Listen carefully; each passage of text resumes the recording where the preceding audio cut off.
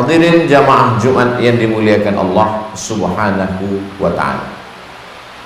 Manusia ini diberikan Allah bekal 3 alat untuk menangkap kebenaran.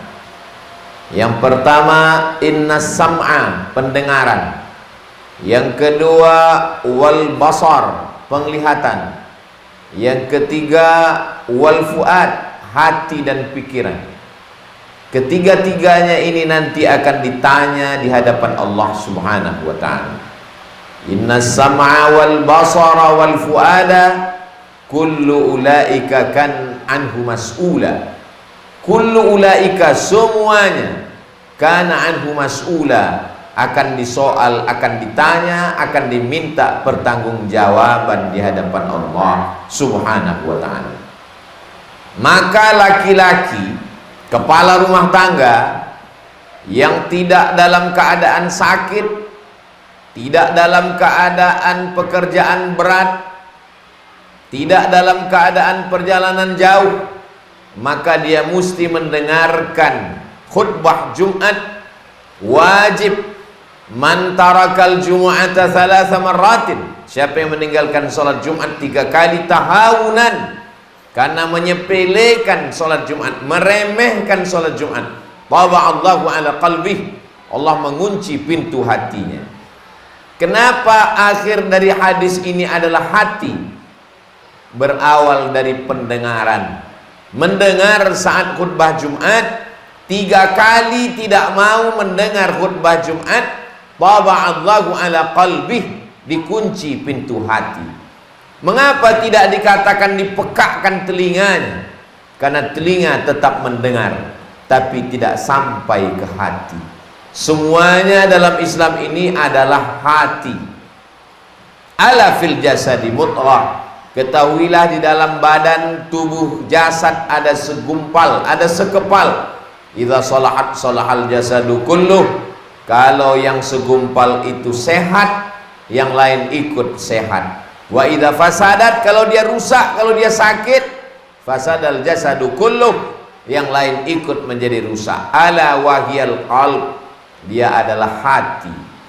Maka kutukan yang paling besar, laknat yang paling berat bukan sakit. Dulu sebelum Islam datang, orang menganggap penyakit itu laknat. Setelah Islam datang, boleh jadi dengan sakit dosa diampuni. Boleh jadi dengan sakit dapat pahala sabar. Boleh jadi dengan sakit dapat pahala ridha. Laknat terbesar adalah ketika pintu hati terkunci. Maka dikatakan summum bukmun amyun, pekak, tuli, bisu, buta. Efek dari apa? Khatamallahu ala qalbih, kalau hati sudah terkunci.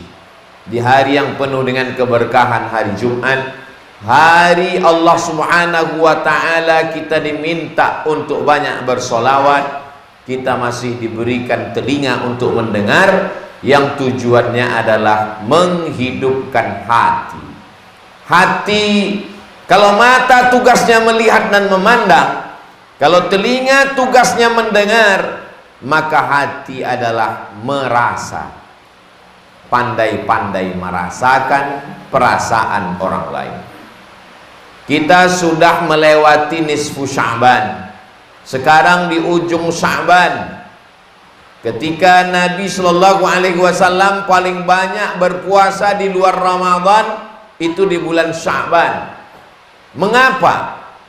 Aisyah bertanya. Jawabannya, dzaka syahrun yaghfulu anhu katsirum minan nas. Itulah bulan yang banyak dilupakan orang. Ketika orang banyak lupa, kita ingat, maka kita punya nilai lebih dari orang lain. Mengapa tahajud itu punya nilai lebih? Karena banyak orang tidur, orang lupa, kita tetap ingat. Mengapa amal bulan Sya'ban itu lebih? Karena banyak orang lupa dan Nabi Muhammad Sallallahu Alaihi Wasallam ingat. Ingat itu letaknya di hati dan pikiran. Tugas telinga mendengar, tugas mata melihat dan memandang. Yang didengar oleh telinga sampai ke hati, yang dilihat oleh mata sampai ke hati, menghidupkan hati dengan banyak mendengar dan banyak melihat. Wa idza quri'al Qur'an, kalau Quran dibacakan, fastami'u lahu, dengar baik-baik. Kenapa disuruh mendengar? Fastami'u lahu wa ansitu la'allakum turhamun, supaya turun rahmat Allah. Apa tanda rahmat Allah itu turun? Hati menjadi hidup. Bukan berarti orang yang pandai membaca Quran, menulis Al-Quran, itu cara, jalan, wasilah. Tujuan dari semuanya adalah bagaimana hati itu hidup, bisa merasa. Tanda mata terbuka, bisa melihat.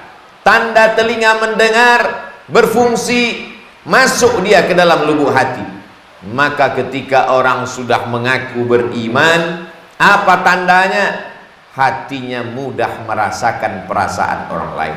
Maka puncak iman dalam Islam, la yu'minu ahadukum, kamu belum beriman. Kalaupun kamu beriman, imannya belum sempurna. Hatta yuhibba li akhihi, sampai kau bisa merasakan perasaan saudaramu.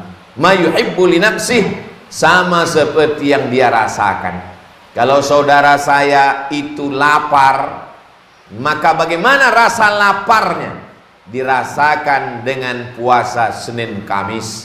Sedikit-dikitnya puasa Ayyamul Bait 13, 14, 15. Lebih banyak lagi puasa Nabi Daud alaihissalam, yasumu yauman wa yuftiru yauman, puasa sehari dan makan sehari. Dan ada puasa yang sangat panjang, Syahrul Ramadan alladzi unzila fihi al-Qur'an, merasakan perasaan orang lain. Karena lapar tidak bisa didefinisikan dengan kata-kata. Lapar itu mesti dirasakan. Bagaimana rasanya lapar? Tahanlah makan dari mulai terbit fajar azan subuh sampai terbit rona merah azan maghrib.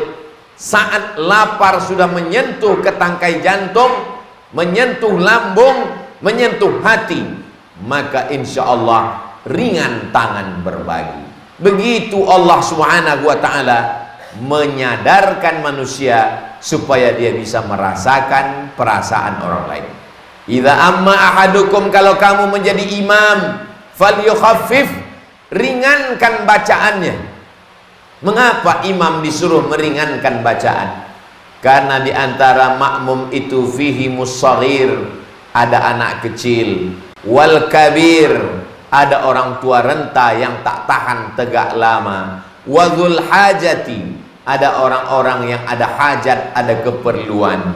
Itulah mengapa ketika sholat sendirian tahajud malam, Nabi sholat sepanjang-panjangnya.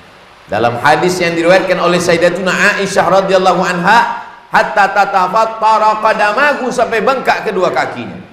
Lalu Nabi ditanya oleh Sayyidatuna Aisyah, lima fa'alta hadza ya Rasulullah, mengapa engkau melakukan ini ya Rasulullah?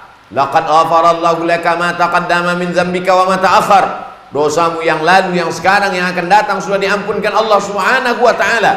Apa jawab Nabi? Afala akuna abdan syakura, aku ingin menjadi hamba Allah yang bersyukur. Seorang perempuan yang jahat, wanita tunasusila, dalam keadaan musafir, dia lihat ada sumur tempat air, dia pun mendekat ke sumur itu untuk minum, mengambil air.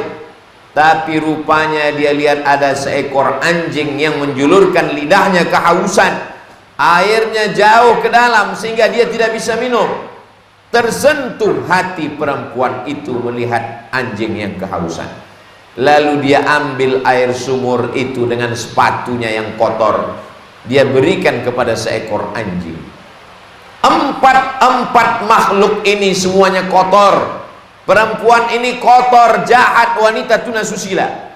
Anjing itu pun juga kotor. Tempat sepatu, tempat air, mengambil air sepatu itu juga kotor. Diberikan kepada binatang yang kotor oleh manusia yang kotor. Tapi Nabi mengatakan perempuan itu diampunkan Allah dosanya. Mengapa? Apa amal dia? Amalnya adalah amal hati, merasakan perasaan makhluk Allah yang kehausan.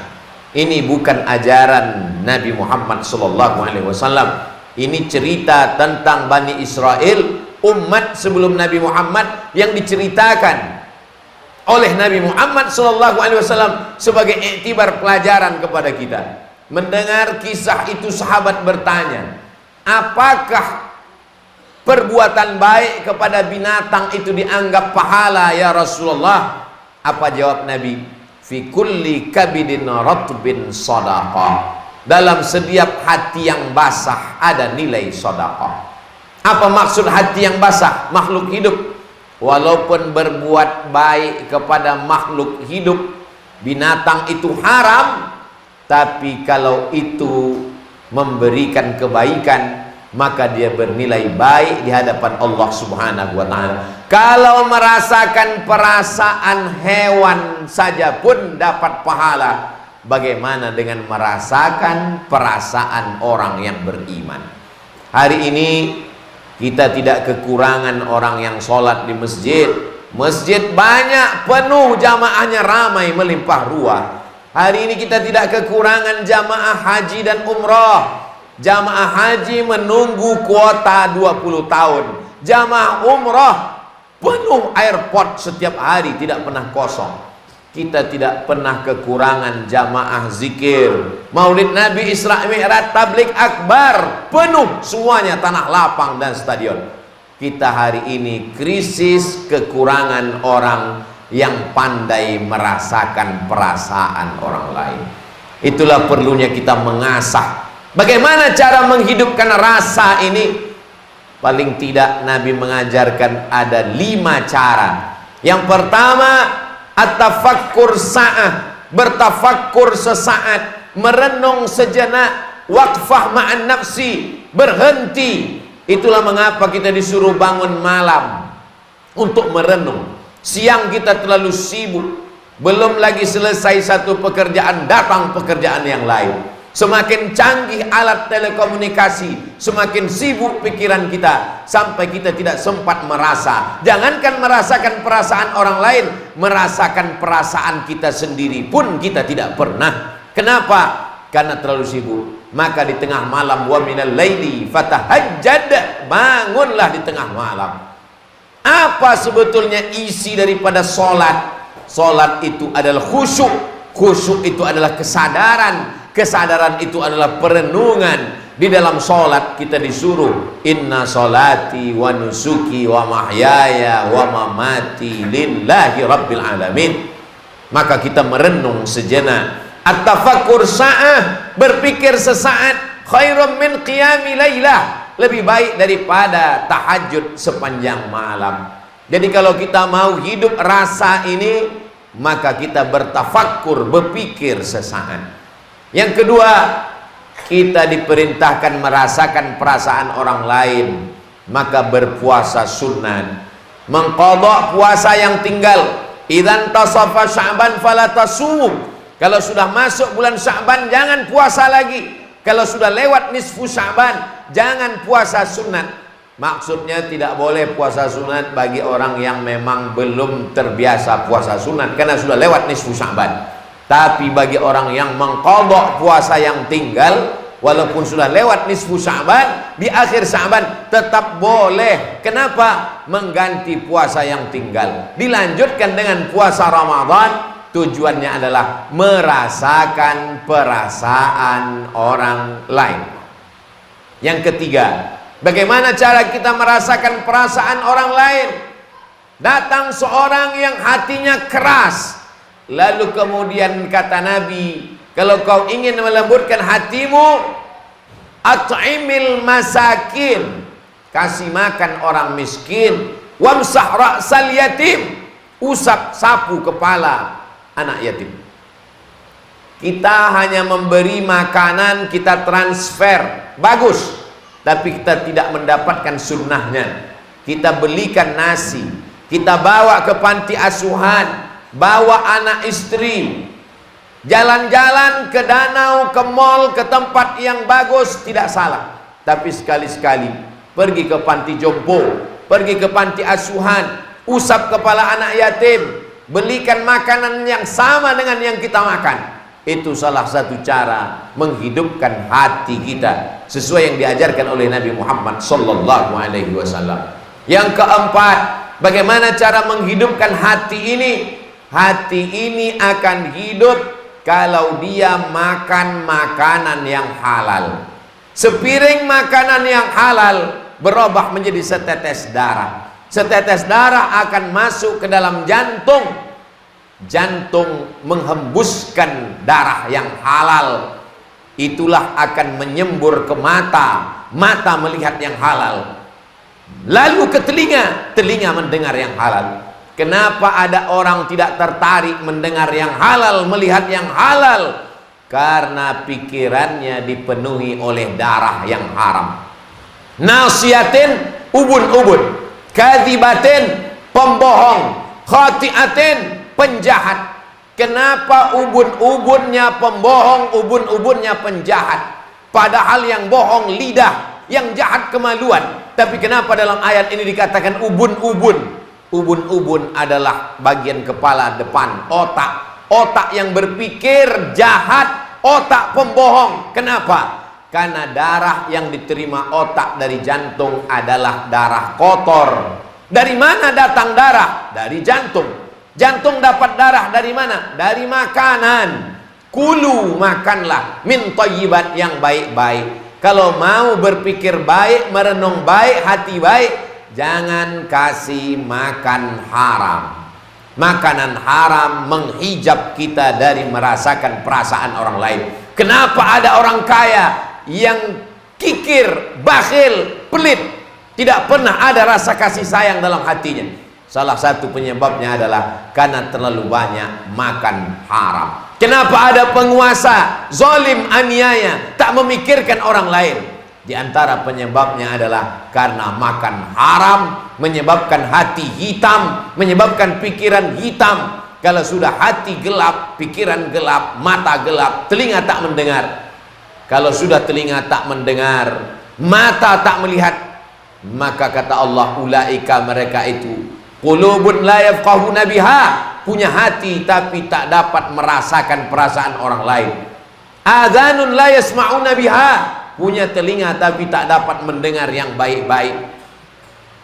Mereka punya pandangan, la yubsiruna biha, tidak dapat melihat yang baik-baik. Ulaika kal an'am, mereka seperti binatang, bal hum adall, bahkan lebih hina daripada binatang. Yang terakhir, yang kelima, menghidupkan hati dengan doa. Allahumma ja'al fi qalbi nura. Doa Nabi dalam sholat tahajud, jadikan hatiku ini cahaya. Dengan cahaya itulah kita bisa membedakan mana yang hak, mana yang batil, mana yang bengkok, mana yang lurus, mana yang baik, mana yang salah. Wa fi sam'i nura, dalam telingaku ada cahaya. Wa fi basari nura, dalam pandangan mataku ada cahaya. Wa an yamini nura, sebelah kananku cahaya. Wa an yasari nura, ada cahaya. Wa an amami nura, dari depan cahaya. Wa min khalfi nura, belakang cahaya. Wa min fawqi nura, atas cahaya. Wa min tahti nura, waj'al li nura, berikan aku cahaya. Ad-du'a silahul mu'min, berdoa kepada Allah, ya muqallibal qulub, engkau yang membolak-balikkan hati, tsabbit qulubana, kokohkan hati kami. Barakallahu li wa lakum fil Qur'anil azim, wa nafa'ani wa iyyakum bima fihi minal ayati wadh-dhikril hakim, wa taqabbala minni wa minkum tilawatahu innahu huwal ghafurur rahim.